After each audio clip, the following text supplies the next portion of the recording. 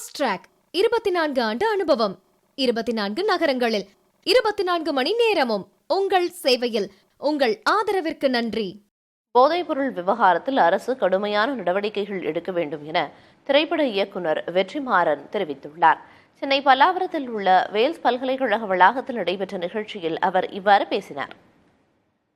நம்முடைய வாழ்க்கை நம்ம கட்டுப்பாட்டில் இருக்கணும். எதுக்கும் நாம் எதையுமே நம்மளை இன்ஃப்ளூயன்ஸ் பண்ணுறதுக்கு அனுமதிக்கக்கூடாது. I used to be a smoker. நான் சிகரெட் குடிச்சிட்டு இருந்தேன், அதை குவிட் பண்ணேன். அண்டு எந்த விதமான அடிக்ஷனும் நமக்கு நல்லதில்லை. இல்லை, பெற்றோர்கள் என்னென்னா முதல்ல இதை பற்றி நம்ம பசங்களோட பேசணும், டிஸ்கஸ் பண்ணணும், என்ன இருக்குது அப்படின்றத சொல்லணும். ஏன் நம்ம அதையெல்லாம் செய்யக்கூடாதுன்னு விளக்கணும். அப்புறம் நாம் முதல்ல சொல்கிறத விட செய்யணும்.